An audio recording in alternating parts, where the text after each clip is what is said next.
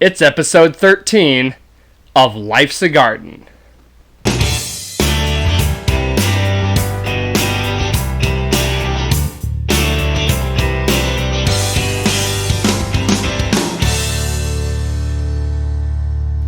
Welcome back to Life's a Garden. Today's guest is the drummer of our band, Cutthroat, but he is a multi-talented musician and has performed in multiple local bands. Welcome to the show, Lucas Speed. Hello. What's up? Not much, man. How you been? I'm good. I mean, what was the last time we saw? Tuesday? Tuesday, practice. Yep. Yeah, let's start off with that. Big news. I had Justin break the last one. So, next show is? So, September 11th at Craft Local. We'll be playing. Here there's an acoustic opener. I don't know. I think it might just be us. It might just be us now. Mm-hmm. Okay. Because it says 8 o'clock on the thing now. It doesn't say 10. 6. Well, and honestly, if they had the acoustic opener at 8, kind of help us out with a little bit of the time issue we were worried about. So, I guess we'll wait and see. Yeah. I feel like they would have put them on the thing, though, right? In the description, I noticed that too, because there wasn't. It just mentioned that we were playing, so I don't know if that's something that Aaron would know. I mean, I guess we'll find out. It says 8 on the event though, and It does say all ages. That's good to know. Yeah. Okay. Yeah, I was asked that. It says family friendly on there. Bring your kids. They have root beer. I know that. Mm-hmm. So, and they have Galleys beer. Oh yeah, dude, they got all kinds of beers. I know microbrew root beer is just delicious. Mm-hmm. I remember Yellowstone Valley had some and it was so good. It might even be Yellowstone Valley, but they're not Yellowstone Valley anymore, are they? No, they're what are they now? They're the Garage. Well, what used to be the Garage. That place is now. I was just looking at Adam Rudd invited me to an event there. Mm-hmm. They have a nice stage. And I haven't been to it since it's been remodeled. Yeah, I had only been there just a couple weeks ago for the first time. That's not Thirsty Street. Yeah, it is. Oh, it is? Yeah. Okay. Because they have 2 locations now, and the Garage is one of them. Gotcha. Okay, yeah. Then I think this one is at the Garage. And you've been to the old one, right? Mm-hmm. Yeah. Well, the stage is much bigger, and it's like kind of in the corner now. Because it used to be just right up against the wall, like with those rafters above it. Mm-hmm. Now it's like that whole corner, and it's a big stage. Oh, wow. But there's not like a lot of room in the... I wouldn't say a lot of room. I just can't imagine like a show there. I imagine like an acoustic show or something like that. But something smaller. Yeah, folk stuff. Which I guess is a lot of what it brings in anyway. Right. I've only played it once. Really? And that was back on the old stage. And you had this teeny little room off to the side of the stage, which might still be there. And basically everybody crammed their equipment in there, and then we got it pulled out. But having one band on the stage at a time helped, because it was what do you mean? The width wasn't really a lot, but it went back. Like, you had the whole floor of the room back to the wall. So gotcha. It was a neat place to play. Our style just really wasn't. We were the odd ones that day. For sure. So I think that was Idiot Kid Arsenal, honestly. So yeah. Did you see the photo they chose for our event? Yeah, the selfie in the front yard or whatever. Every other event I see, it's like really nice professional pictures of whoever the act is. Yeah. It's like, we have some pretty nice photos. Like we do. But they chose the random selfie that we took. Well, and we had the photos taken. We had that photo shoot, and I almost asked you about that, but I saw that it was hosted by Craft Local. Yeah. And I was like, okay, so they did make the event. That's and it was funny because I was just about to make the event, and then I saw it popped up. Like, I just went on my Facebook, and it was the first thing I saw. I was like, good timing. Yeah. And that'll be a first for me. I haven't played there. I've seen people play there, but... I've only been there once, yeah. Yeah. Well, I've been to a couple shows there, but that was back before the pandemic. Yeah, I'm glad they put hard rock and metal on there too, so people know what they're getting themselves into. Yeah. But I think the majority of the people that show up are going to be there for us. So, I mean, if there's a couple walk-ins or a few people that just come in just to check it out, I think they're going to be the minority to the people that we've invited. So, because the invite list looks pretty promising. Yeah, it does. So hopefully there will be a good turnout. I did. I don't know if you know this or not. I didn't really read the event like in detail. I just saw it was there. Right.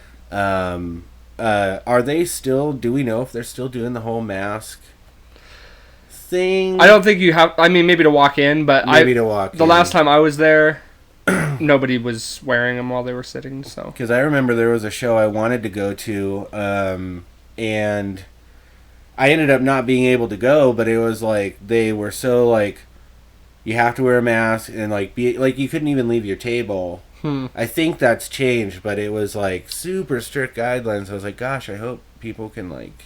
I would say bring one just in case. Yeah, have it handy. Yep, that's a good idea. And I feel like most people do anyway, but I guess for those who don't, which I'm just as guilty. Every time I go in somewhere, I have to go back to my car, grab my mask. Yeah, because I still forget. I forget all the time, and I at least the good thing we have it in our car. Yeah. Because the only time I have one on me is at work because I have to wear it up front, and so every time I'm walking around, I at least have one in my pocket for work, but not when I'm in public. Yeah. So I just have one in my car. Speaking of which, you and I share something in common now. We do. We both have new vehicles. Yep. How do you like your Hummer? I'm loving it. Yeah. I really am. I wanted, I love my van, don't get me wrong. I don't know how long I'm going to have it. I think a van will be something when I'm older, I'll, like, get the upgrade, when I can afford it then or whatever. But I need something that can tow, and, whether it's a trailer of equipment, like, obviously I want to get a boat at some point in my life. Like, I'm just to the point where, like, I want to do these other recreational things, and I just don't have the means to do it. Sure. And you get into renting stuff, it's like it just doesn't make sense. You might as well just buy. And I was actually, my favorite car I've ever owned was a Trailblazer. It was like a 2007 Trailblazer.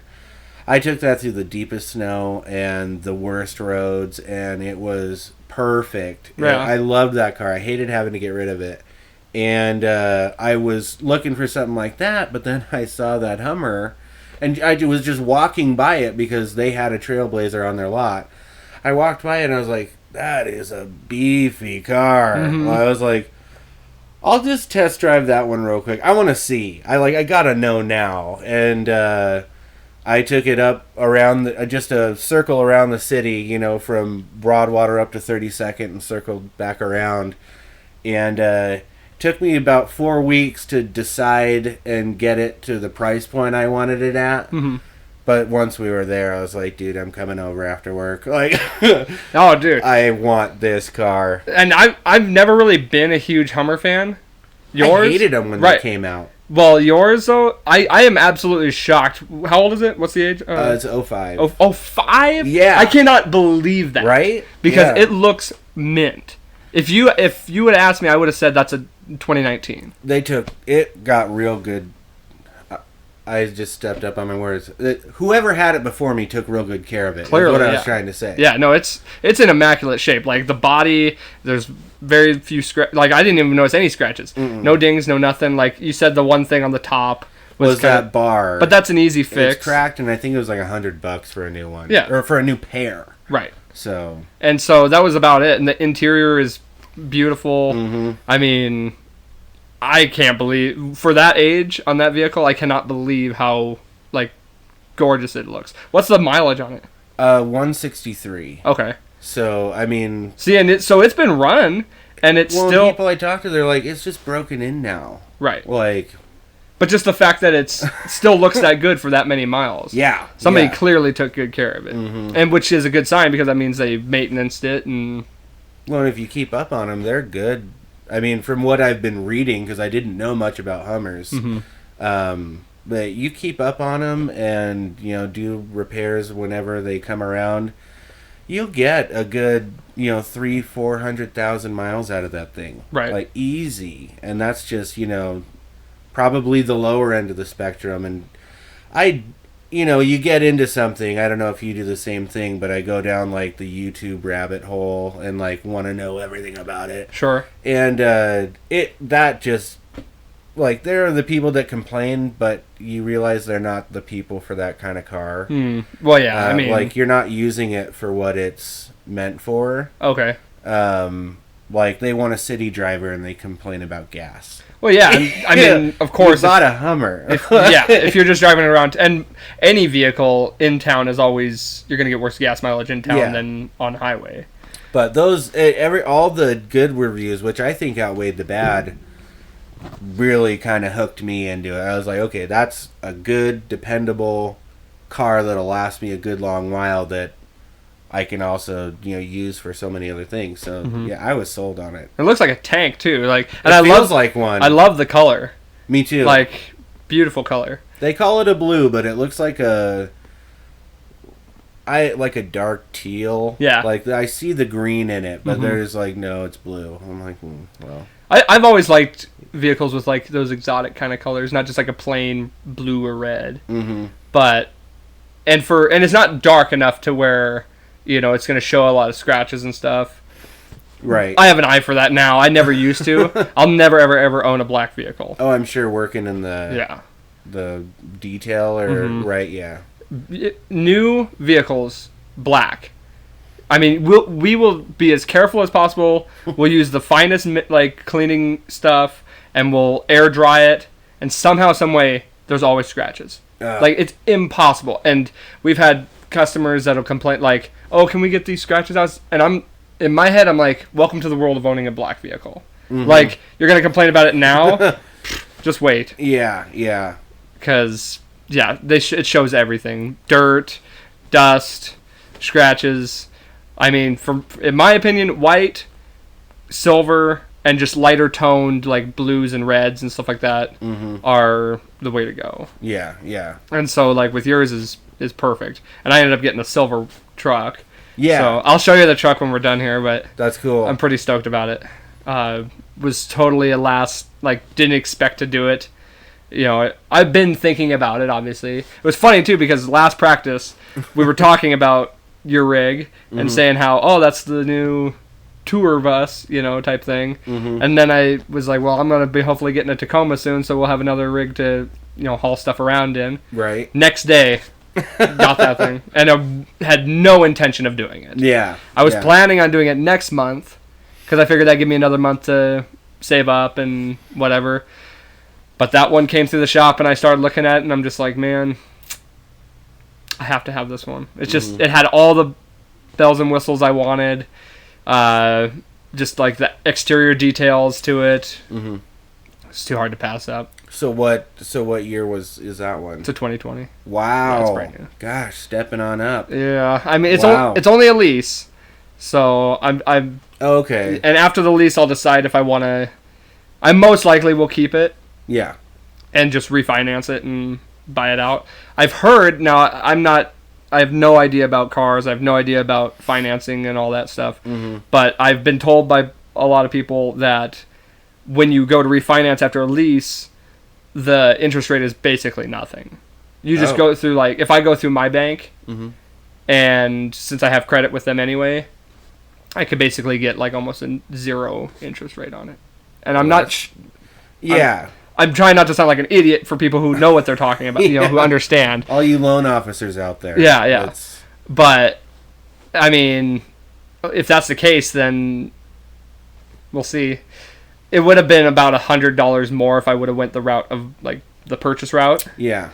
And the thing I'm kind of hesitant on is with the Tacomas, their value doesn't depreciate very much. So, by the end of the lease, if I'm... See, and here's another thing. I don't really know the details of leasing. Because I know by the end of the lease, you can just give it back to the dealership, and then they'll sell it. Or you can refinance and buy it. Yeah. But what you put in through the lease doesn't, like, take away... It's not, like, payments toward the total cost. by the end of the lease, you pay what the current value of that vehicle is at that time, which as a Tacoma wouldn't really be much difference. Yeah. So that, it'll probably only depreciate maybe even $5,000 if that, which is nothing. Right. Yeah. If I would have done like a RAV4 or something like a Corolla, it would depreciate $10,000 to $15,000 in 3 years. Yeah. And so it's just hard.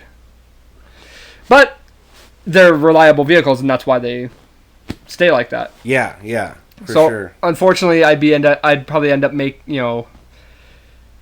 I'll pay on it for hopefully around 7 years, but it might be more. Mm-hmm. After the 3 years, it might be another 5 or 6 years. Right, yeah, because then if you did buy it, you'd have your loan or whatever. Mm-hmm. But hopefully the payments would be less at that time. That would be a big help because right now I'm paying about $430 on it. Oh wow. Yeah, but that was apparently a better deal than because what they originally showed me it would be, and then when they finagled some stuff, it was quite a bit less. And I don't trust salesmen when they talk to me when they say this was one of the better prices I've ever seen for a vehicle like this. I'm like, okay. You could just be saying that, or you might not be bullshitting me. Unless you know them really well, it's hard to And it's hard, because I do work there, so they might not be pulling my leg. I don't know. Yeah, so I still don't trust salesmen anytime they talk to me. Well, leasing was always, and before I got the Hummer, I was in the market for a car, and I didn't know if I was going to do newer or whatever. And leasing always reminded me of, renting. Yeah, well, that's basically what it is. You know what I mean? So it's everything will be taken care of, and it's but then it, at the end of your lease or whatever, it's well, that could have been mine, Right. That's, I've always been so leery on leasing, but then, my great-grandma, she had a thing for VW Bugs, and leased all the way. Would not buy. And because what she wanted to do, and she did, she would get the newest Bug. Every 3 years. Lease it, and then go in and get the newer one. And, so it was well, I guess if you have a car you like and you want to keep upgrading, rock and roll. You're just constantly paying, though. That's what I think. I mean, I think it's a nice dream to be able to say, I own this vehicle, and I have no payment on it. Yeah. Well, I think by the time she retired, she's fuck it.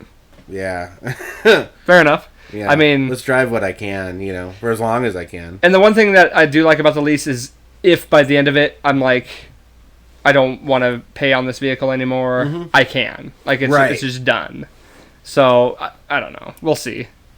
And she was telling me there's a good chance they could look to buy me out of it because it's a Tacoma, and Tacomas sell, we sell Tacomas quick, and that's why I jumped on getting that one, because I knew if I didn't get that one, I wasn't going to see that same truck, the one I just wanted that had every little aspect to it. I was not going to see that truck again for a while. So now, can that happen at any point during your lease? We've got this guy leasing it, let's see if we can buy him out of it. Yeah. So would they just pay off or forgive your lease, or would they give you money? She said with that vehicle, there's a good chance they could, I could make money. So something for having to get out of it, or because they would want to, end up selling it. Yeah. So and then I guess they hope you turn around with the money they gave you. Yeah, and put a down payment on something else. Yeah. So. It's hard to say. I mean, Stars, man. I've only just started with it, so one thing that is nice about it is knowing it's a brand new car. I get 2 years, no maintenance, all maintenance paid. I have so many miles of free oil changes and all that stuff. Oh, okay. And just the fact that I know it's not going to break down. Yeah. It's driving my car, with the issues it's been having, even just every time I'm sitting at a red light, I'm stressed it's going to die on me.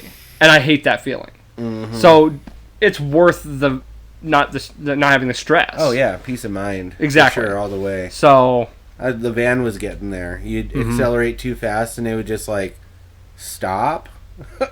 but then it would go again. It's Right. like, oh God. Like, And like you, I kept my car too, so I'll probably end up selling it. I'm not sure yet. I haven't decided. I figured rather than trade it in, which they would have gave me nothing for, this gives me the opportunity to figure out what I want to do with it. And maybe I'll just keep it. I'm on the fence too, but at this point, it's like I'm not. It's just sitting there, Right. You know? That's how I feel right now, and it's only been a few with days. it just sitting there, it's like I could just sell it, you Right. know, Make like, some just money. get it out of here and whatever. So, but we'll see. We'll let it soak For sure. Yeah, let's get back into some music talk. So I was talking to Justin last time, and I don't remember exactly the questions I asked him. I want to try and ask all the band members the same questions. But first one off the top of my head, best live performance experience you've had for yourself. Oh man, best.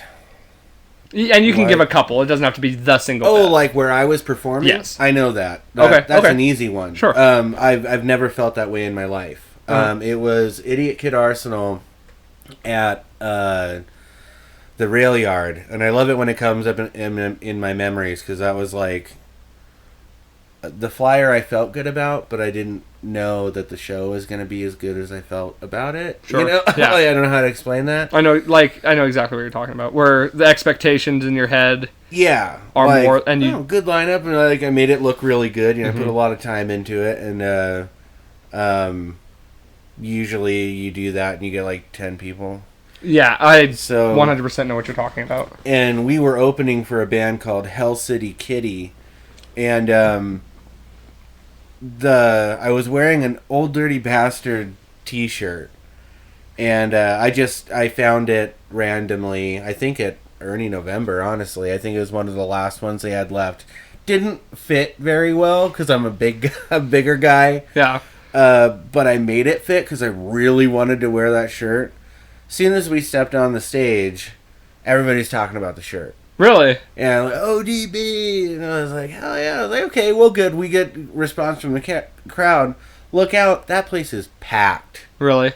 Like, to the door, to the stage. Such a good feeling. I was like, whoa, okay. So then I was like, go time, you know. Whoa. And we played our set, and it was like the response from the crowd and us just nailing every song. It was euphoric. And like I said, I've never felt that before, and I've played bigger shows. Like touring with Cancerous and going and playing all those bigger venues for the Project Independent. Metal, whatever. And like there were a lot of people there, you know. It's just like the vibe was different, I guess. I don't know, like the energy and the pull from that show was just, that's something I won't forget. That's the best performance I've ever. And what were you doing in that? What did you do in the band? I was guitar and vocals for that band. Yeah, because like I said, you've done multiple different positions in bands. Yeah, mainly. Honestly, the two bands I drummed in were, well, Cutthroat and Cancerous. And then Attic Dust, I started like we did a half and half because my friend Brandon is a drummer too and a guitar player. So he had songs that he wanted to play, and I'm not going to try to learn. He knows these weird chords. I don't understand what's going on. It's just alien shit. Sorry. But and plus they needed his voice too. Sure. So he would play his part of the set, I would play my part of the set, and yeah, we would just drum for each other. That's pretty cool, though. And then our bass player Curtis, you know, obviously he just everywhere. Like you couldn't get a picture of him. Like a blurry picture was pretty good. Right. For Curtis. For He's sure. A nut. Yeah, so right on. Yeah, that's super cool that I wish I had the ability to play instruments, and it's not like I don't have the ability to, I just don't take the time to learn. I'm just, the impatience I have is, you can see I have these guitars. Yeah. And I've attempted but my attention span just doesn't allow me to.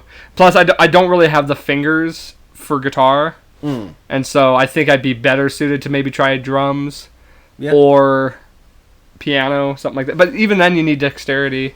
Yeah. And I just don't think I have the right fingers for it. Well, and if they're bigger than, bass. I'm better with the bass Those are good. than the guitar. But even then, I was just like, I'm just going to stick to singing. Yeah. So, I don't know. Well, I prefer that anyway. Like, even that's if what you dink around on them in your own time, sure. Whatever. Yeah, I just haven't... I guess I never devoted my time enough to perfect it. Yeah. But it's still fun to, mess around with them and stuff like that, but... I'm self-taught. Like, there's... Right.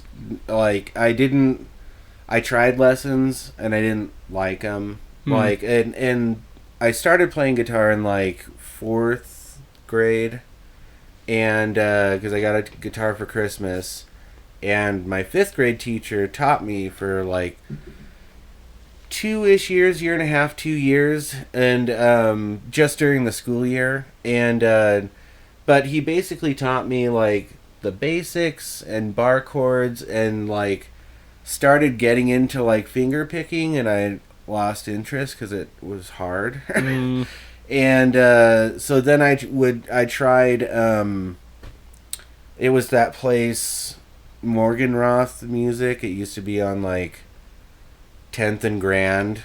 Okay. It's a billiards room now, I think. Oh, yeah. Yeah. Way back in the day. Okay. And dude was trying to have me play, like, country and stuff, and he was an older guy, and I was like, no. So I just took what I learned, and, like, the band that I like, Modest Mouse, they do, like, these backwards fifth things, like, it, I guess is what you would call it.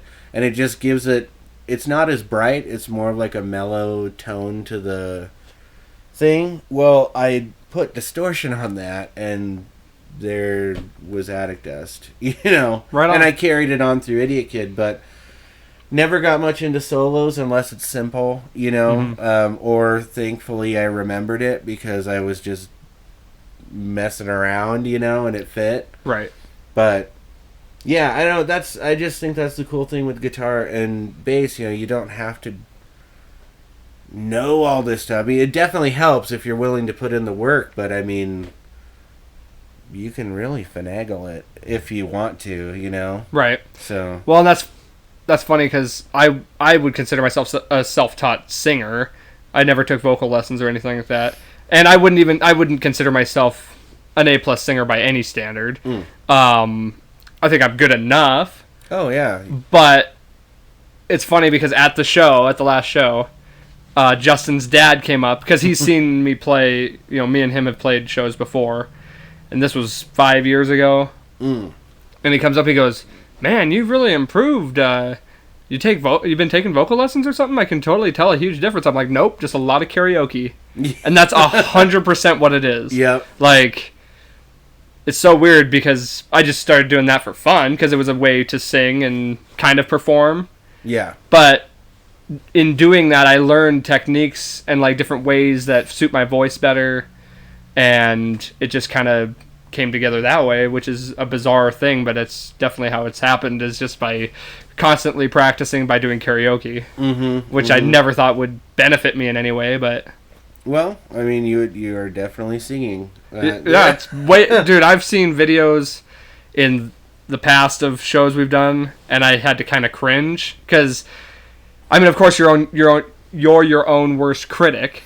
But even I can tell, listening to our last show and hearing some of the recordings, I was like, okay, I can tell that sounds good. Like, it sounds better than what I've heard in the past. Yeah. And so it was definitely a nice confidence booster to be like, okay, I can even tell the improvements. But of course I could tell the things I fucked up on.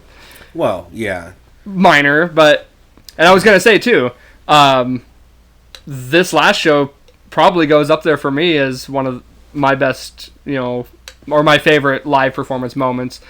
Granted, I have very few in my list, and it's also been 5 years. That was the first show I played in 5 years. Oh, wow. With a band. Mm-hmm. But definitely goes up there because, for one, this is the best band I've ever played with. Mm-hmm. I think our songs are the best songs I've ever like written and been a part of, both like for me lyrically and just a band as a whole, the music as a whole. Yeah.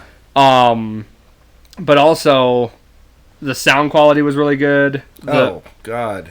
Just the performance itself, plus like the attendance, we had a really good turnout. Having that for a first show, you can't ask for anything better. The stage, the sound, the group of people, no matter what they were there for, they were there. Really busted out the gate and started running with, especially with our first show for sure. It was awesome. Especially in a time when live music is pretty scarce. Mm-hmm. We got the chance to do that, and it was, like I said, about as good as you can have for a first show. Yeah. And then the feedback, that's what sold me, Mm-hmm. Looking out in the crowd and seeing people like bob along, people I don't even know. Yeah. It's one thing when it's your friends and it's like, okay, they're just showing support. No, when strangers are like, all right, this is like, they're getting into it. They're feeling it. It's vibing with them. That's a good feeling. And then on top of that, strangers you've never even met before coming up to you being like, man, that was a really, like, what was that one song? Like, I really like that one. Yeah.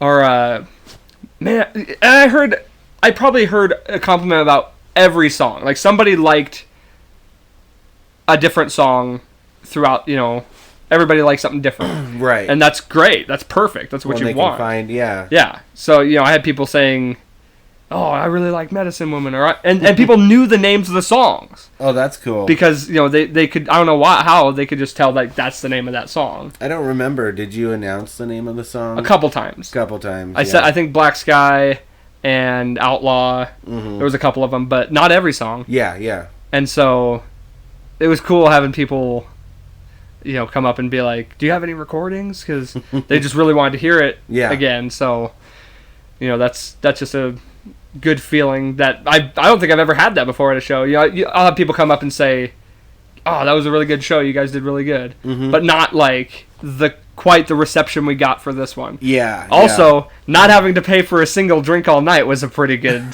topper to it. Yeah. Well, I don't know about you. Lucked out there. I paid for mine. Really? Well, I didn't. I think after the show, after we got off stage, one of my coworkers and her husband was there, and he was adamant about another one. It's just that whole thing. I was like, I'm not gonna argue here, right? But you had it nice because pay for my beer. You were literally a walk away from home, so you could drink yourself silly. Across the street. I was like, the only thing that sucked was like, oh crap, I got to get this van back there, But down the alley into the that wasn't that wasn't an issue. But I think the only things I bought was the shots that we all had in the beginning. I bought that bucket of beer. Oh yeah, that's right.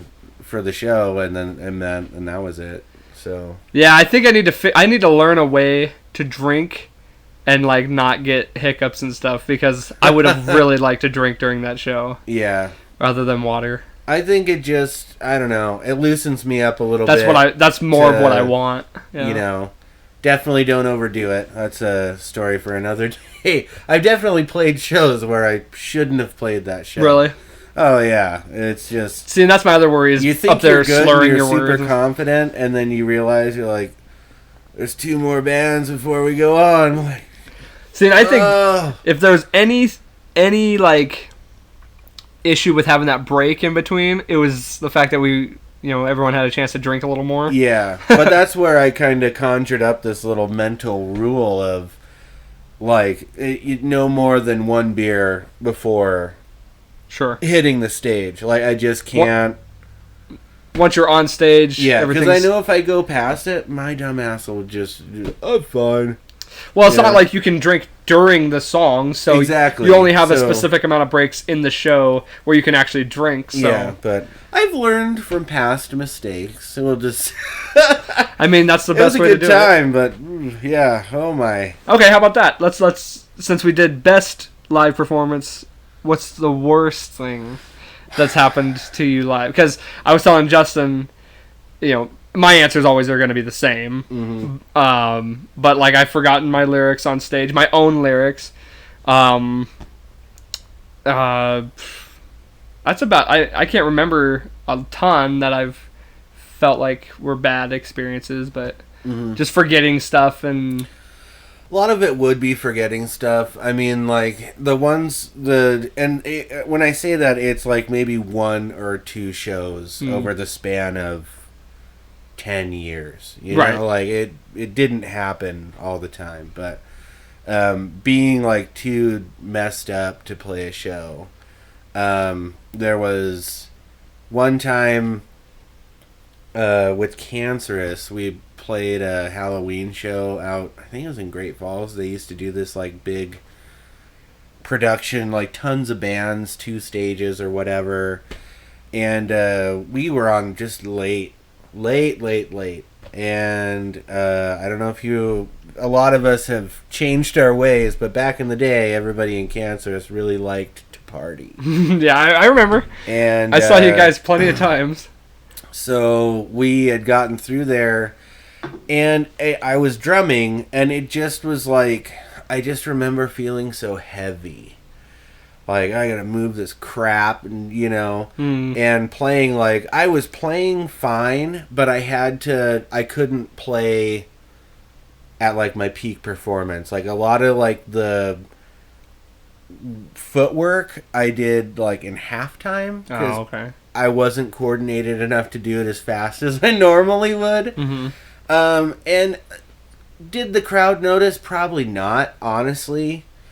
But it bothers me that I didn't play how I wrote it. Like, how I wrote the drum line. Like, when I want to, like, in our songs, like, if I have a way that I want a part to go, when we're first writing the song or practicing or whatever, and there's mess ups or I'm not getting it right, cool. But if it's not solid during a show, it's just like, nope, like, let's figure this out. Like, it eats at you a little bit. Yeah. Obviously, with that show with Cancerous, it was just an easy fix, don't be stupid. Sure. But some of them, I honestly think I just kind of bite off a little more than I can chew. Okay. So it's like, do I need to reevaluate this, or can I just sit downstairs and do this 1,000 times and I'll finally get it? You know what I mean? And it's 50-50 with whichever, but I would say, back to the question, that show with Cancerous was probably the one I just didn't like. Yeah, because of that reason. For sure. Yeah. And it's kind of funny because you've been in a pretty good variety of bands. Because Cancerous was pretty heavy, right? Yeah, that was metal. Right, sure. And then Attic Dust was a little bit more. Attic Dust was like rock. Like, I don't want to say political, but it was. We had songs on that spectrum, which honestly, if you listen to them today, they fit more than they did back then. Really? Yeah. It wasn't so much punky, though, right? No, I guess you could maybe get the vibe from it. Some of our songs were faster and shorter, punkish, but I just think it's more like, I guess it's just like alternative rock. Okay. Really. And then Idiot Kid... Yep. Was kind of... Idiot Kid Arsenal was all the way alternative indie stuff. Really? It was more like it had the rock aspect to it, but there was a lot more harmony and just like what the songs were about were more along the lines of, I don't know, like life but not life. Sure. You know what I mean? Like, just kind of more contemplative, problem-solving stuff. Right. So yeah, all of them, yeah, they're all very different bands, but still in the realm of rock. Yeah. All pretty much in that realm, but still, yeah, a pretty nice spectrum on that scale, which is awesome. But you also have a pretty wide variety of like music taste. Yeah. Like your taste and influence kind of spans a pretty decent spectrum as well, right? Right. Yeah. I mean, you'll get. I mean, I listen to absolutely everything. Like anything from Dave Matthews to Baroque music. Thank my mom for that. She liked it. She liked a lot of like the newer like soft rock and stuff like that. But she was a big Dave Matthews fan. But anything from there to metal, indie, and everything in between, it's kind of a mood thing. You know, like there will be days that I'll go to listen to music and it's just like crap day, and like I don't have anything to punch, so I'm gonna listen to some hard stuff, and I do that. And then there's other days where I'm just chilling and I want something going on to where what in the background of whatever I'm doing, so I'll put on Modest or some soothing stuff. I have listened to Enya. Like, hey, which she was I actually got curious as to what her deal was, because she's just kind of a mystery artist. You don't really I just never really hear of her, but I hear her songs, and I was like, and usually it's like if I want to go to sleep and I want some, I'll either put on something instrumental and like not going, or I'll just put on like one of her albums and like just barely loud enough to where you can hear it. Otherwise, I'll sit up and listen to it. But the weird thing I thought that was cool for her was her problem was live shows. She was a studio artist, and I get it when I listen to it now because she has so many vocal tracks. right? So many. And she's like, we can't do that. She never planned on going on stage, and then, behold the power of technology or whatever. They did it. Obviously she plays live, now or whatever, used to. I don't know where she is in her current career, but Right. like, it's funny how some people say, "Oh, you listen to Andy, that's so freaking stupid." I was like, dude, she like if you pick apart her music, she did that. Like, Right. That's pretty freaking cool. So I mean, I'll give props where props are due, but you can take me from Enya to Deicide, I don't.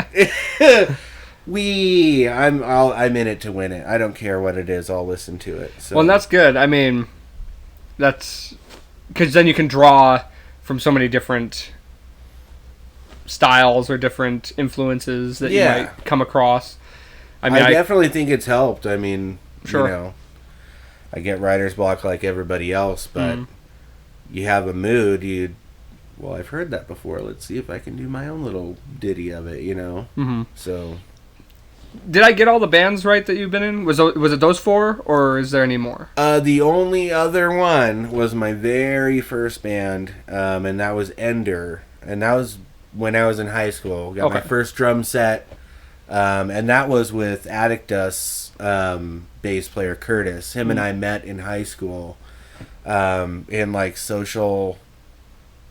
It wasn't like social studies. It was like the dumb kids go here and just hang out for an hour. A study hall? Yeah. And but they also tried to do like these social interaction things.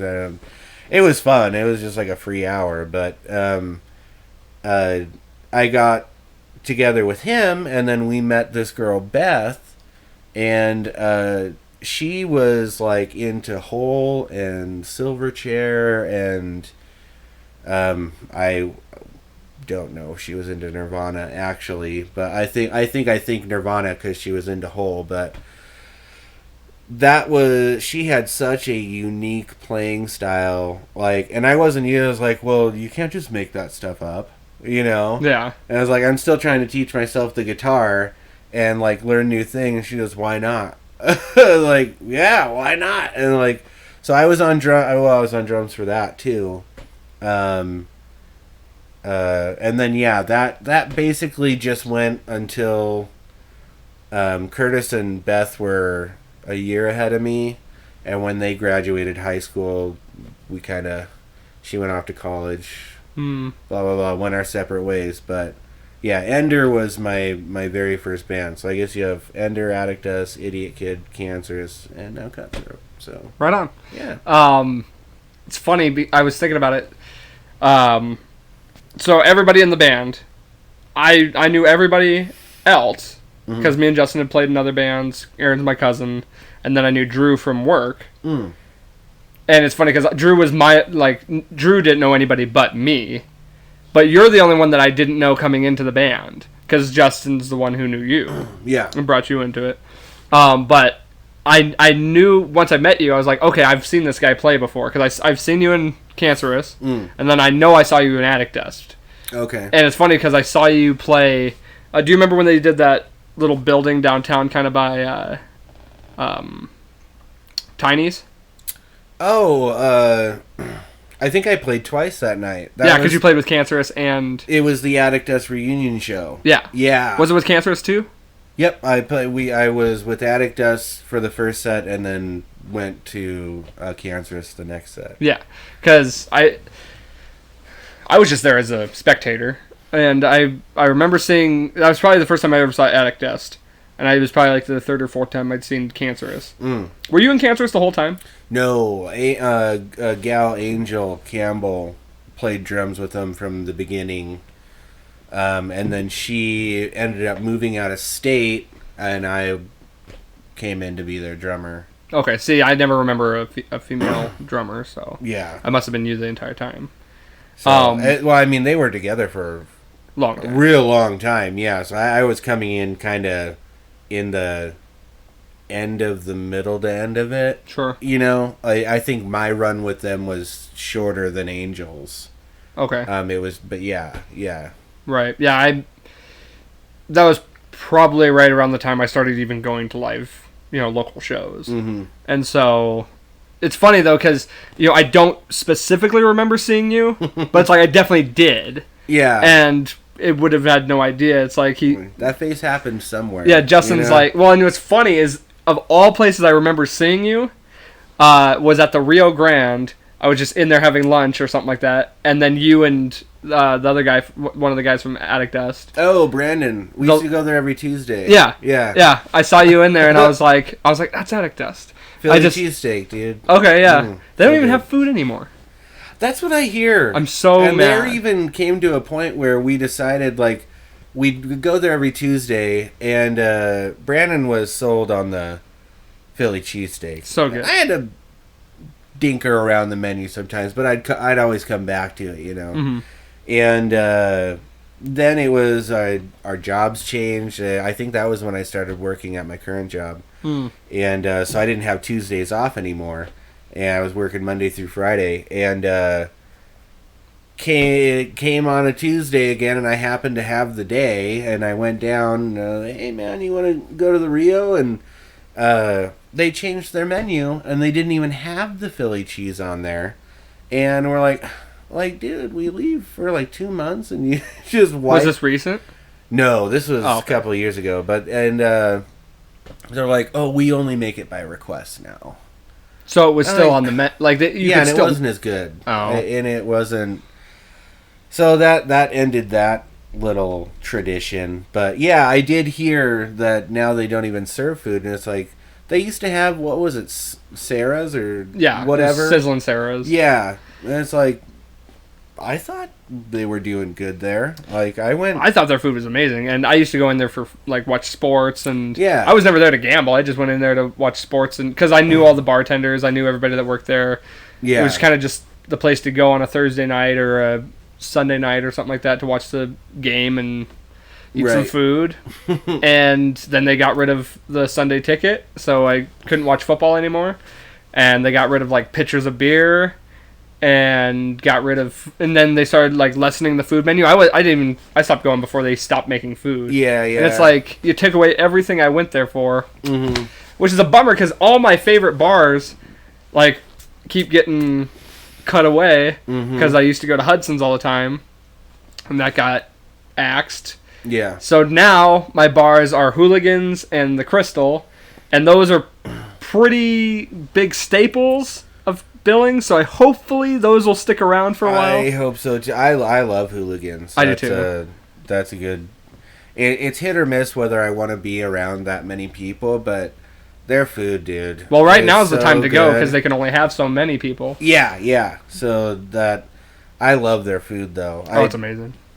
It's freaking awesome. So well, and they got a big tap line of beers, and I mean, it's a little bit more on the spendy side as far as like drinks go.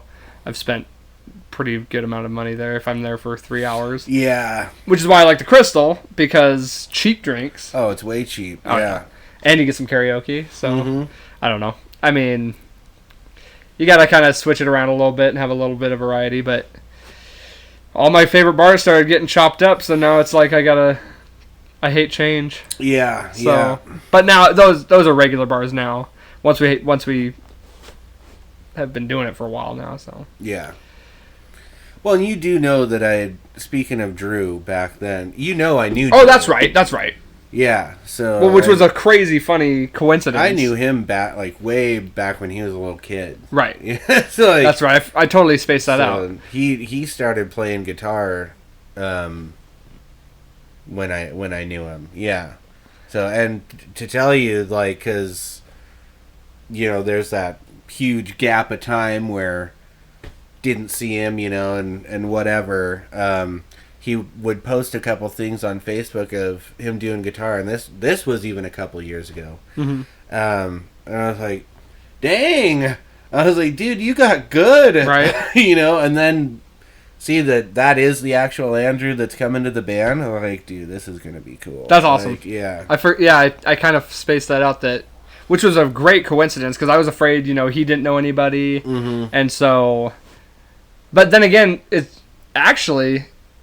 Justin only knew you and me because he'd never met Aaron before, or maybe just met him once or twice. Yeah, I only knew Justin and Andrew. I hadn't met you before. And Aaron only knew me, so I actually ended up. I was actually the one that knew most people in the band. Yeah, and then but that's pretty cool that just the circle that between you and Drew, and so it was funny too with Drew because he worked at Toyota.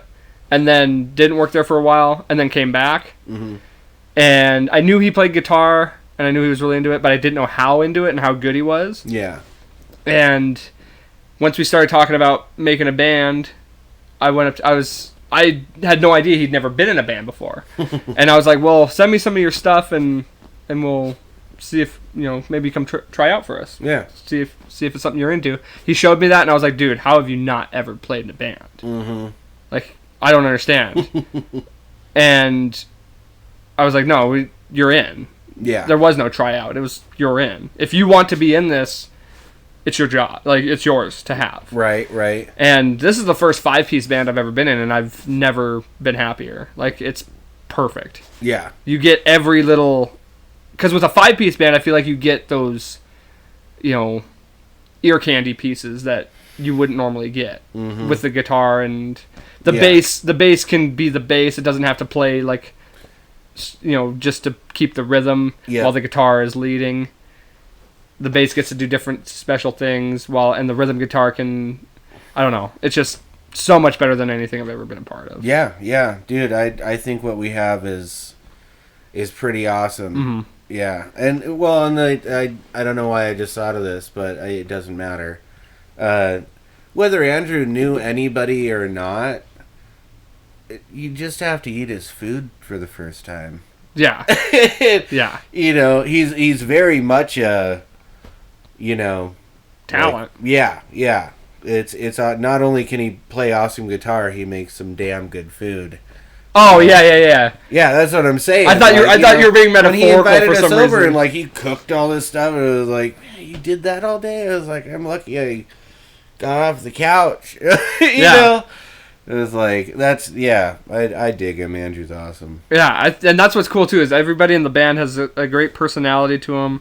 We all have different, we all draw from different sources of material, and that all comes together and shows in what we create, which I love. I love that we all don't like the same stuff, you know, or it's not so much that we don't like the same stuff, it's that we draw inspiration from different places, right? Yeah, and it all reflects into something that's unique. Yeah, So, the combination we have is, it's awesome, and like, I dig it. Yeah, I've like, never, you know, like it is such a different sound. I mean, like, you know, it's rock or hard rock right. when you listen to it. You know what I mean? But I don't know, just the way that the songs are structured and how the vocals fit with the guitars and what they're doing, and then, you know, Aaron and I holding down the fort in the rhythm set. It just melds so well together. Like, it's, you know, you're always hesitant when you come into a new band. You're like, crap, if this sucks, how am I going to get out of it? You know what I mean? Right. Didn't have to worry about that. You know, we've clicked pretty much since day one, and we already have a really nice handful of material, and I think we're only going to get more from here on out, you know? I've never been a part of something where it's so easy to create material. Yeah. I was telling Justin... we jam, and it's like, is that going to be another song? Yeah. I don't know. All it is somebody just starts playing something that they thought of, and then everyone kind of jives off of it, and it just becomes something. Like, we need a constant recorder for practice, because you never know when magic's going to get made. And... We have songs still just waiting in the wing to be created that we've just been fucking around on, or somebody has like a little piece of something that they want to show everybody. Yeah. And then we'll all just kind of... But it's insane how fast everybody kind of puts in their piece and it becomes something. And on top of that, the last, you know, any band I've been in where, you know, something's written and then I have to put melody and lyrics on top of that, I've always struggled with it. I've never had an issue with that in this band. It comes so easy. Yeah. And it's not like... It seems like in the past I've had, you know, I can do it, but it's the most generic, boring, you know, not lyrics, but melody. Yeah. Because, you know, I'll come up with something lyrically. But melodically, I've had struggles to put that to music. This, not an issue.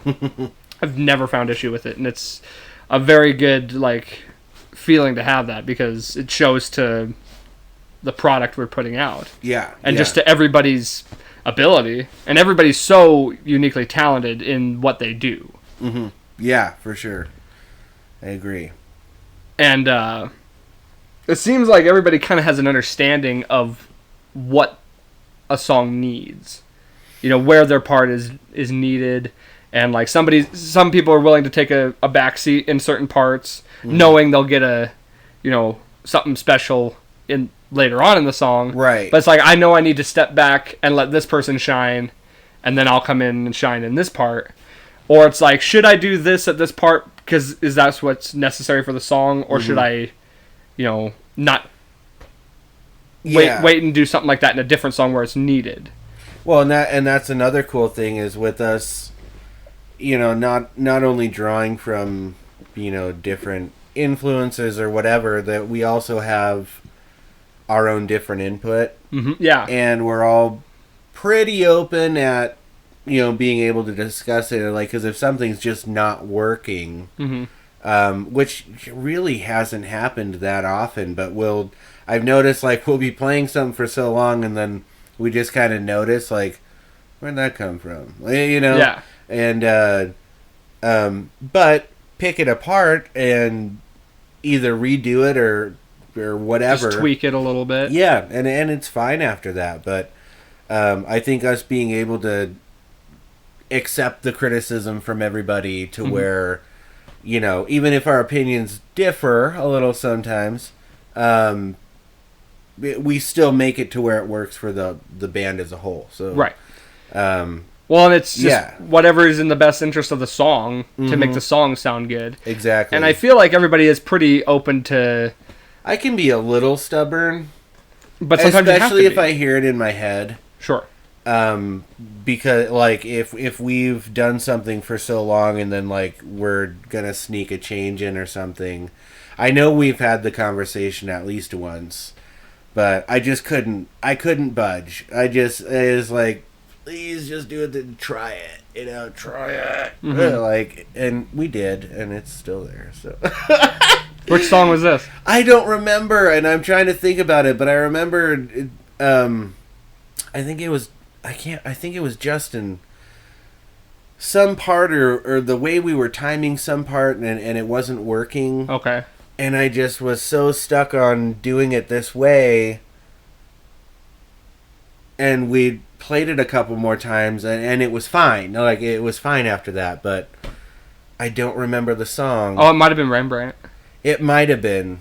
That end part? Because that's the one where we're like pretty super mellow throughout the whole thing, and then the end until the end. Just that is Rembrandt. That's probably the one, and it's that fill at the end. But it's not even that. It's the issue is me like getting caught off on timing. So we all just everyone was need doing to be together then. I think everyone was doing their parts fine. Gotcha. It was just me because it's different than the other two choruses, and so I tricked my brain into like being like, oh wait, this isn't the same. And then even though the timing's the same, it is. I just get thrown off, and I just need to, stay the course. Yeah. It's, and I change what I'm doing too, so it's just everything's changing. Not only, the timing doesn't change, right? But like the way I sing it and the way everything else goes, it's all the way it should be. I just need to be more on time. It was all me. Oh, okay. And so I think Justin was just thinking, he needs better cues on time. No, I just need to be able to keep time. Gotcha. And it came out fine on the show. And yeah. The last practice, I was fully capable of doing it. Mm-hmm. It's just me needing to keep time. And I think that comes with me not really being instrumental. Oh, okay. So I have struggled and, still have some struggles with timing and with, even with, pitch and harmony sometimes. Yeah. Because I think that comes from not being instrumental myself. Yeah. And so I know for a fact if I played any instrument, timing wouldn't be as big an issue. But I've gotten better at it throughout time. Well, and you get the feel. And a lot of it is feel. Yeah. And you get the... 100% especially with this band, and of course this is the only band I can reference because it's been so long. Mm-hmm. With this band, it's all about feel. Like I hardly even count. I just hear the point, and it's like, yep, that's when I come in. Mm-hmm. Or like even the slightest like tap on the drum, or like, oh, there's that cymbal, and it's like, yeah, I just know this is my part. Mm-hmm. It's kind of funny because, it's great because that allows me to be able to crowd work and not really need to... Like, I still keep time. Well, yeah. You know where you are. Right. But, yeah. And there's been times where, we'll do a 4 count. It's a 4 count in. Or, I guess I don't even really know, but... and I'll be like, was that 3 or 4? And it's like... Or was that 2 or 3? Because then I got to come in on 4. And it's like, oh no, I can just tell that was 2. So I got 2 more.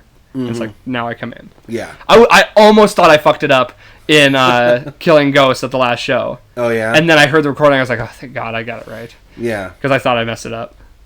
But that's my other fear, is losing time. Especially live, because you're so busy trying to, like, keep the crowd in and, like... move on stage and be conscious of what you're doing on stage while trying to keep time. Yeah. So... Well, and I think that that's another great thing about the band, too, is if we run into that in practice, we're going to keep going now. You know? Like, you follow us as much as we follow you. Right. Is what I'm trying to say. Mm-hmm. So, like, in the event that it happens, we can normally... correct it. Nobody's gonna know. It's like, you tell us how our song goes, Yeah, exactly. Well, that's the beauty of exactly. That's the beauty of being an original band, and like, nobody's gonna know unless we play a bunch of shows and everyone knows how our songs are, or we have recordings of them. But until then, we have that leeway of,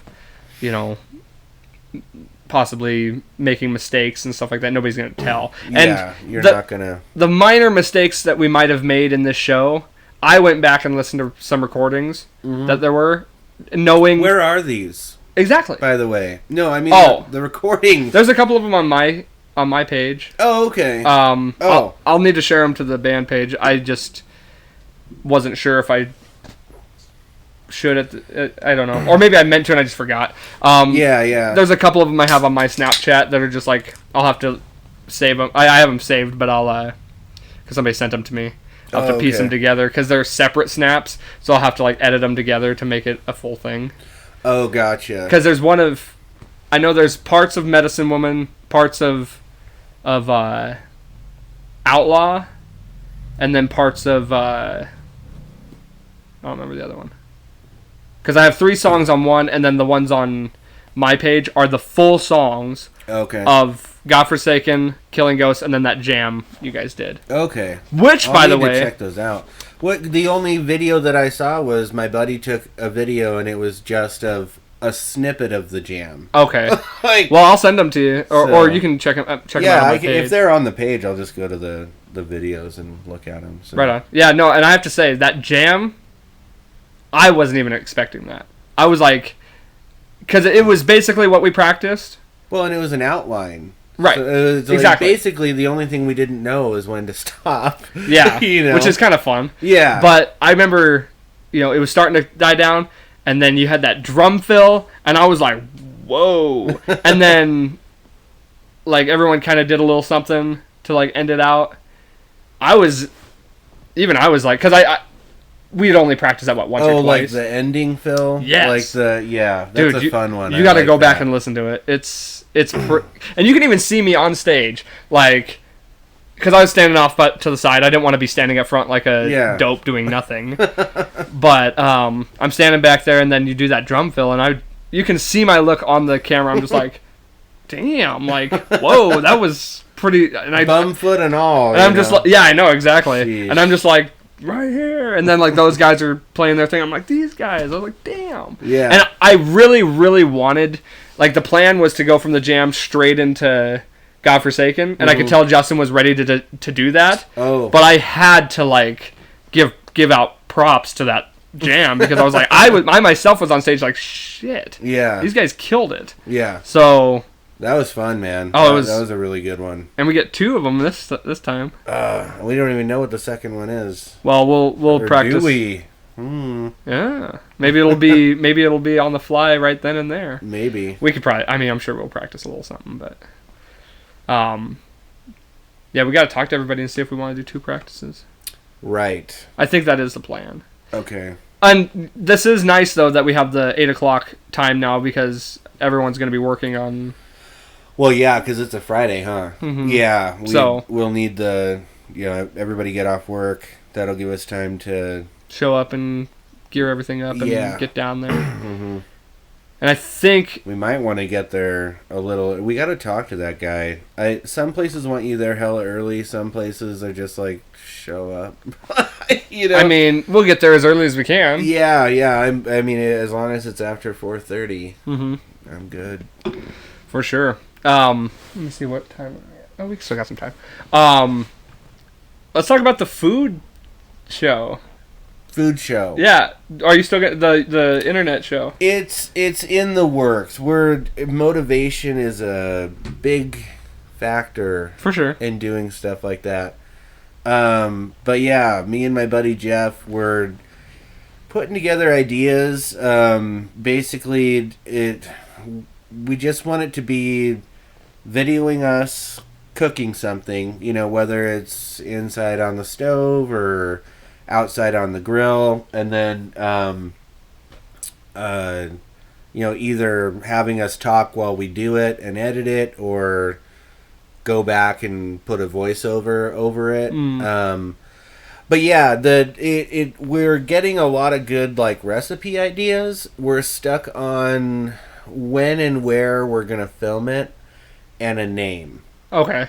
And he doesn't think that the name is a big deal. But I need a name. Like I hear you. Like I want to create the whole new channel, brand new on YouTube or whatever platform, to where we can upload it under that specifically and promote that. Sure. And I've thought of another thing that we were thinking of too, and we called that what place is that downtown?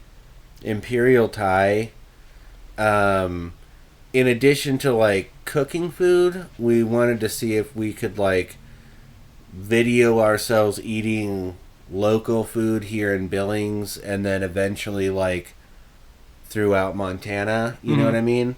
Do you like have a review? Yeah, and so we called that Imperial Thai place. One, calling somewhere that doesn't know English very well for your first try is probably not the best site. She didn't know what was going on because we're asking her, like, can we bring in a backlight and a camera and so we can sit in a corner and have your food? We'll pay for the food, but can we have a camera? I don't know. I was like, are you the manager? No. Okay, can you ask the manager? I asked manager and I'll call you back. Click. Dude! That might not be the best place to start. It's like, and the only reason I wanted to start there is because they have the pho. Oh, yeah. And my buddy loves that. And apparently they have a huge bowl of it, which is one of the reasons why we called. And two, they have a dish there, and the only other place I found where it's good is Siam Thai. It's called Pad Siu. The best Thai dish you'll ever have in your life. Mm-hmm. I'm just saying. And like, I've always gotten it from Siam Thai, but then Imperial Thai came in. I was like, oh, well, it's a new Thai place, so if they have it, I'll try it. Mm-hmm. And they had it, and it's almost identical to Siam Thai. I'll still go to Siam just because they're the best, but in my opinion. Okay. But for some reason, that one dish, like, if you do it wrong, like, you just suck at Thai food. You know what I mean? I'm sure all the other stuff is fine, but ever since I've had it the first time, it blows me away. It's the combination of flavors is insane. Yeah. And I'll make it one day. But so yeah, food reviews and recipes is essentially what we want to do. But honestly, it's just kind of sitting there right now until we can work out the details. There's no set timeline or what, but I feel like that'd be kind of cool though. Like, I think it's a cool idea. We really got to buckle down and nail out those details and get started. So it'll probably start with us cooking stuff first. Yeah. But I really would like to get into the reviews and call it like Eat Montana or something like that. Something incorporating Montana food. Well, what you could do is you could do the cooking stuff as its own entity, and then have the reviews as its own entity, but it's all under, the same channel. Yeah. Kind of like how First We Feast has Hot Ones as a separate thing, and then it has, they do food reviews too, I think, and other side things, but it's all First We Feast. Gotcha. You know what I mean? So yeah, it's under the umbrella of... Yeah, so you could have your main channel. Yeah. But then... I didn't think of that. Like you said, you could do one that's called like Eat Montana or whatever you want it to be. Right, yeah. And then one that's called Cooking something, whatever you want your cooking show to be called. And you could even branch out and do as many as you want. Yeah. Because like I said, I'm pretty sure First We Feast has like multiple segments that they do with different people, but however you would want to do it. Yeah, yeah. Like that's almost... Because then if somebody's like, well, I really like these food reviews, like I just want to watch those, then it's like, oh, here's the playlist of all that. Mm-hmm. And it's like, or opposite, and it's like, oh, I like to watch all the cooking ones. Mm-hmm. So that'd be a good... Yeah, possible. Yeah. Hopefully sooner than later. We'll see, though. Sure. I think it's a good idea, and I think if you enjoy doing it, like that's kind of what I did with this. I mean, I just kind of did it. Yeah. I mean, there was really no planning to it. It was, I started listening to podcasts at the beginning of the year and loved it. And then my buddy started a podcast, and I was like, you know what? Why can't I do that? Like, I'm just going to do it. Yeah. And so, jump in. I mean, came up with the name, and obviously this isn't like the most ideal, setting, but it's the beginning stages of it, and eventually I'll get better equipment, and hopefully it'll just evolve. But you got to start somewhere, and just got to just do it, you know? Yeah, yeah. And if there's anything I've at least researched or learned, if you do end up making that, just got to be consistent and just pump out as many as you can, you know, as frequently as you can. Right. Because I've been sticking to a steady, like, once a week with this. And so far, it seems to just be, like, steady ground. Hopefully, eventually, though, it'll start. But yeah, you never know. You get enough content out there. Exactly. I think the funny thing, too, is watching these videos and now being in one. I always thought this was a chair. Oh, really? Like, and even looking at it, like, you know, like when Justin was here, or like, you know, one of your other friends or whatnot, I thought they were sitting in a chair, and I was like, cool, I get to sit in that chair. Yeah. You know, and it's a couch. I mean, there's nothing wrong with it. I just think it's funny how different what they the perception. see, you know. Sure. And they don't know there's this. All this extra stuff behind there. Yeah, wowzer. One was, I mean, I prefer doing the guest ones because I get to sit here, and normally I'm sitting in that. Oh, which yeah, is you're way right less there comfortable in front of it, I'm sure. Yeah. Well, because it's actually the settings over there, so I'll have the TV on that TV. Oh, yeah. So that's my backdrop for when I'm doing the solo shows. Okay. And so then I don't have to move everything around, because normally the couch is moved over here, this is over there. I got to move a bunch of stuff around to do it this way. Yeah. But I prefer it this way because I get the comfortable seat, right? As opposed to sitting on that for an hour. Makes sense. But and honestly, I like doing the guest ones because I just feel like I don't know, the interaction is better. I think it comes off more authentic. When I'm doing it myself, it's not authentic, because everything I'm saying is what I truly believe and feel. Right. But it's so much harder for me to stay on track and for me to, like, even keep myself motivated or, like, try and fill a full hour worth of content. Well, and you do video, too. I mean, I used to do a online radio show called The Vent. And I'm hoping that guy didn't copyright that name, because I think I might totally steal it for a channel name. I thought of it. Okay. So, you know, but under the circumstances, you heard it here first. It might have a copyright I don't know about. So we'll see. I'll have to figure that out. But I would pre-record those in my basement, but just voice. You know, and I'd have to think of topics to do, and then we promoted all local music. So, you know, reach out to bands, hey, do you have music I can have, you know, and put it in the set list, and then just coming up with different things to talk about for an hour, you know what I mean? Like, granted, I'd have a music break, you know, drag and drop, oh, here's, you know, In Rapture, whatever, Cancerous or whatever. I'd have those 3 to 5 minute breaks. It's like, going straight, I can see how it'd be difficult alone and why it's easier with a guest. Yeah. Because you know, I edited a lot, though. I didn't have video, though. Like, that's what makes this so much different. Right. You know, if I messed up, it was like, clear. And we're... You know. Right. Yeah, it's hard to edit the video without it being obvious. Right, yeah. You get those little blips and... And I have edited videos just because, you know... Well, and a lot of people do it that way. A lot of people... you know, that have, like, the shorter ones, they're probably recording for as long as we are. Yeah. And it's just become part of the norm of that kind of editing style where... It's like, oh, well, I blabbed for this long, I'm just going to chop that off, and it goes straight into something else. It's like, I don't know, your brain just gets kind of used to it switching that fast, you know?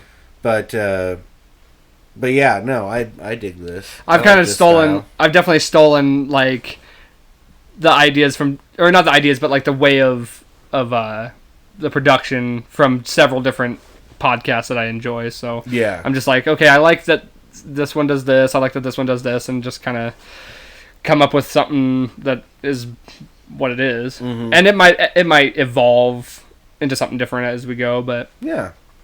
I so far like it how it is, and I like the conversation ones because, you know, we can riff off each other. You know, you come up, you say stuff that makes me think of something else, or vice versa. Yeah. Whereas when I'm sitting by myself, I know there's topics I want to get to, and I forget. Yeah. And it's harder to.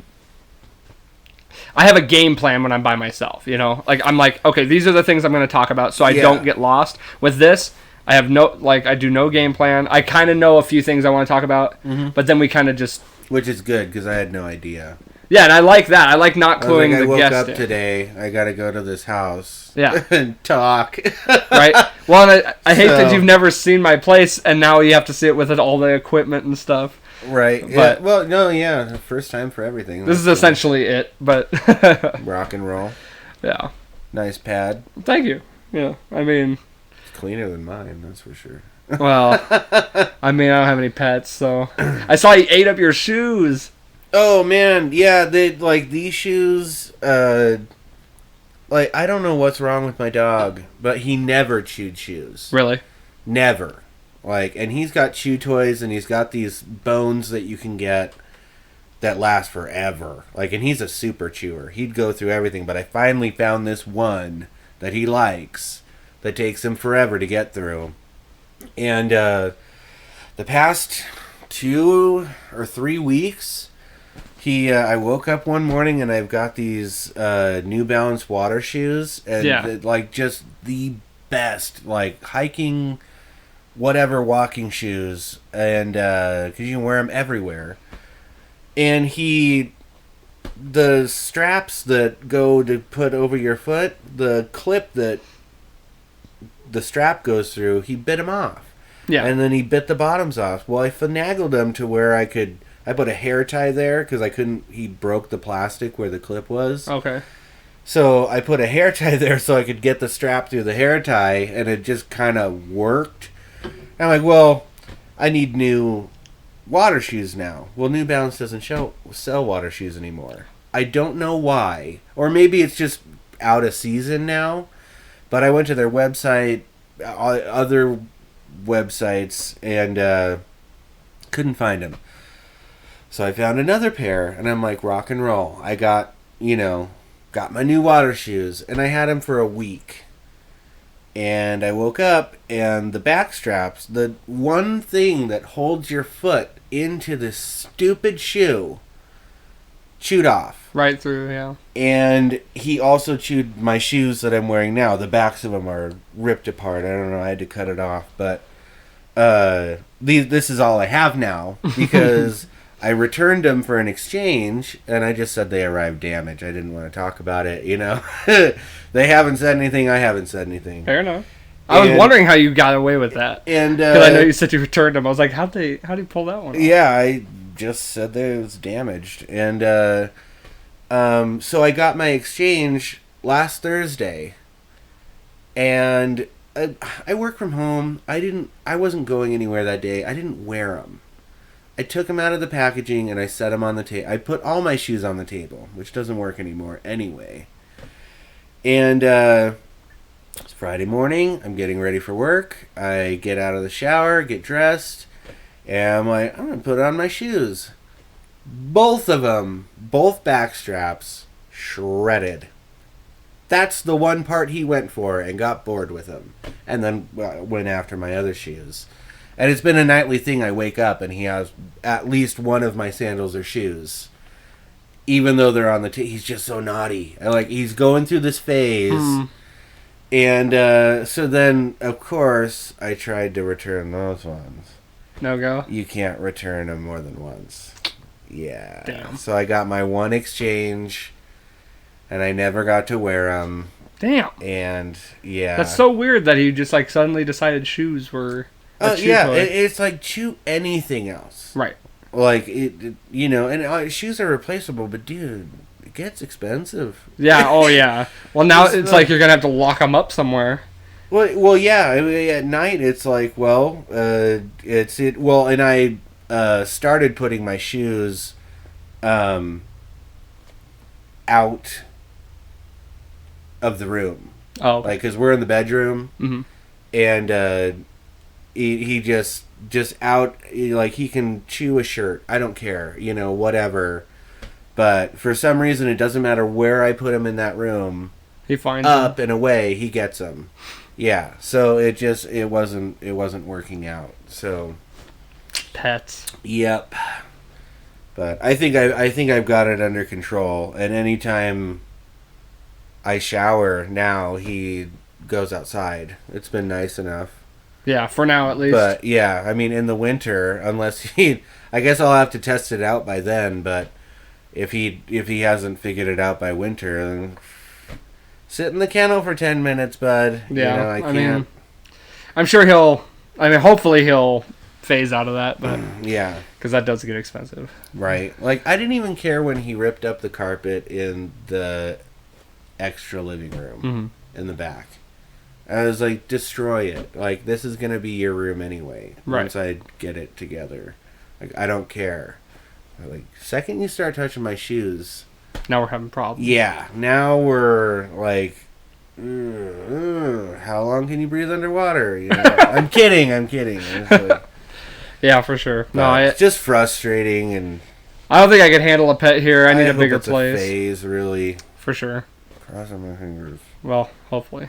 I guess it would be about Terrible Twos. He's almost 2 years old. Yeah. Okay. It's just hitting him early. I don't know, but I bet you can't wait for him to just get old and be that nice lazy dog that you just want to. I do and I don't. Like, he keeps me moving. He's so energetic and whatnot. He can actually get me up so I go outside and play with him. But at the same time, it would be nice just to, let's sit on the couch and not do anything. Yeah. For sure. Let's not jump up on everyone that comes in the room. Right. For sure. So, yeah. Time will tell. Life having a dog. For sure. All right, I think that should be about it, huh? Rock and roll, man. Yeah, thanks for coming on. Make sure to go check out Cutthroat. Check out all our pages, whatever. We should hopefully have some recordings coming down the road, but hopefully by the end of the year. Oh, yeah. And make sure to come check us out live at Craft Local. Yep. Downtown Billings, Montana Avenue, 8 o'clock. And anything September else? 11th. September 11th, yes.